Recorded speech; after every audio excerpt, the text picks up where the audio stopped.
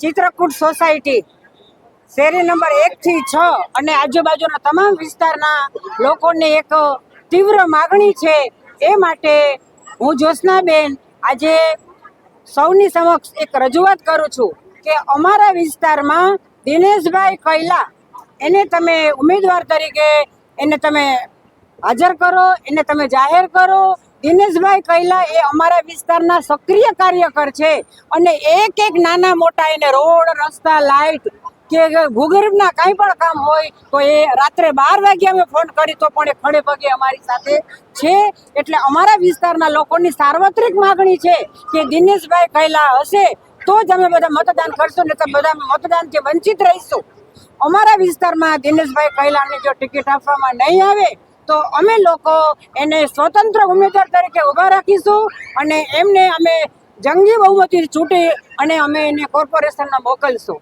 એટલે અમારા લોકોની સર્વ રીતે સાર્વત્રિક માગણી છે। અમે આટલા બધા અમારી સ્વેચ્છાએ નાગરિકો બધા ભેગા થયા છીએ, સૌએ સાથે મળીને નક્કી કરેલું કે આપણે બધા ભેગા થઈ અને દિનેશભાઈ કૈલાની સાથે આપણે ખડે પગે ઊભા છીએ। એમને ટિકિટ મળે એ માટે અમે બધા, તમે કહેશો તો ગાંધીનગર જવા પણ તૈયાર છીએ। એટલે એમને દિનેશભાઈ કૈલાને જ અમારા વિસ્તારના વોર્ડ નંબર 8ના ઉમેદવાર તરીકે જાહેર કરો એવી અમારી ઉગ્ર અને તીવ્ર લોક માગણી છે। આ ચિત્રકૂટ સોસાયટી વોર્ડ નંબર 8ની અંદર સોસાયટીના તમામ માણસો ભેગા થયા છે। અમને અને દિનેશભાઈને બોલાવ્યા। અમને એમ કીધું કે ભાઈ આયાતી ઉમેદવાર અમારે જોતા નથી, જે કોઈ સ્થાનિક છે જેને દેવી હોય ટિકિટ તો ભાઈ દિનેશભાઈ તથા લલિતભાઈ ગમે એને ટિકિટ આપે, એ સોસાયટીને વાંધો નથી। બાકી બહારથી કોઈ ઉમેદવાર અહીંયા આવશે તો સોસાયટી એમ કીધું છે કે અમે તમારી હારે નથી। અને ભારતીય જનતા પાર્ટીને અમે હાથ જોડીને વિનંતી કરી છે કે ભાઈ તમે સ્થાનિક ઉમેદવારોને ટિકિટ આપો, બાકી બહારના કોઈ આયાત ઉમેદવાર ન મોકલતા એવી મહેરબાની કરીને રજૂઆત। એવા હજી નામ ડિક્લેર નથી, પણ અમને અમુક માહિતી મળે છે કે કોઈ RSS વાળા આવા છે, ઓલા આવવાના છે, ઓલા આવવાના એવી માહિતી મળી છે। હજી કોઈ નામ ચોક્કસ આવ્યા નથી, પણ છતાં અમને એવું લાગે છે કે બહારથી આવશે તો અમે એના વિરોધ થશે આખી સોસાયટીમાં। અમે કઈ છીએ, સોસાયટી બધી માનતી નથી, કોઈ એમ કહે છે કે ભાઈ બહારનો ઉમેદવાર નહીં। બધા પ્રકારના વિરોધ થશે। સોસાયટી એવું લાગે તો અપક્ષ પણ ઉમેદવારી કરવાની વાતો કરે છે। અમે એમ કીધું ભાઈ એક દી નિરાત રાખો, કંઈક નવું થશે તો અપક્ષ ઉમેદવારી થાય એવું અમને દેખાય। અમે ભાજપને મોવડી મંડળને રજૂઆત કરી કે ભાઈ ગમે એને 2માંથી 1ને ટિકિટ આપો, સોસાયટીને કોઈને વાંધો નથી, પણ છતાંય અમે રજૂઆત બધે કરી આવ્યા છે। બધા ધારાસભ્યને કીધું છે, પાર્ટીના પ્રમુખને કીધું છે, શહેર પ્રમુખને બધાને રજૂઆત કરી છે। એ લોકો એમ કીધું કે અમે આગળ વિચારી છીએ આવી બધી વાતો કરી છે અમે, અને અમે કહીને આવતા રહ્યા છીએ। શું નામ તમારું? લલિતભાઈ કામરિયા, પૂર્વ નગરપાલિકા પ્રમુખ। ચિત્રકૂટ સોસાયટી શેરી નંબર 1 થી 6 અને આજુબાજુના તમામ વિસ્તારના લોકોની એક તીવ્ર માગણી છે।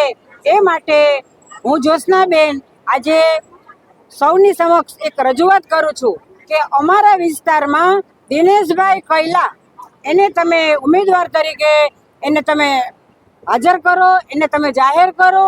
દિનેશભાઈ કૈલા એ અમારા વિસ્તારના સક્રિય કાર્યકર છે અને એક નાના મોટા એને રોડ, રસ્તા, લાઇટ કે ભૂગર્ભના કાંઈ પણ કામ હોય તો એ રાત્રે 12 વાગે અમે ફોન કરી તો પણ એ ખડે પગે અમારી સાથે છે। એટલે અમારા વિસ્તારના લોકોની સાર્વત્રિક માગણી છે કે દિનેશભાઈ કૈલા હશે તો જ અમે બધા મતદાન કરશું, ને તો બધા મતદાનથી વંચિત રહીશું। અમારા વિસ્તારમાં દિનેશભાઈ કૈલાને જો ટિકિટ આપવામાં નહીં આવે તો અમે લોકો એને સ્વતંત્ર ઉમેદવાર તરીકે ઊભા રાખીશું અને એમને અમે જંગી બહુમતી ચૂંટી અને અમે એને કોર્પોરેશનમાં મોકલશું। એટલે અમારા લોકોની સર્વ રીતે સાર્વત્રિક માગણી છે। અમે આટલા બધા અમારી સ્વેચ્છાએ નાગરિકો બધા ભેગા થયા છીએ, સૌએ સાથે મળીને નક્કી કરેલું કે આપણે બધા ભેગા થઈ અને દિનેશભાઈ કૈલાની સાથે આપણે ખડે પગે ઊભા છીએ। એમને ટિકિટ મળે એ માટે અમે બધા, તમે કહેશો તો ગાંધીનગર જવા પણ તૈયાર છીએ। એટલે એમને દિનેશભાઈ કૈલાને જ અમારા વિસ્તારના વોર્ડ નંબર 8ના ઉમેદવાર તરીકે જાહેર કરો એવી અમારી ઉગ્ર અને તીવ્ર લોક માગણી છે। મોરબી મહાનગરપાલિકામાં વોર્ડ નંબર 8માં દિનેશભાઈ કૈલાને ઉમેદવાર તરીકે જાહેર કરો. દિનેશભાઈ કૈલા અમારા રાત દિવસ મહેનત કરે છે. મોરબી નગરપાલિકાનું વિસર્જન થયું તોય પણ અમારા વોર્ડમાં કામ રાત દિવસ કરે છે અને એને ટિકિટ નહીં મળે તો ચૂંટણીનો બહિષ્કાર કરવામાં આવશે અને અમે અમારી રીતે ઉમેદવાર ઊભો કરીને અમે એને જીતાડશું. આભાર.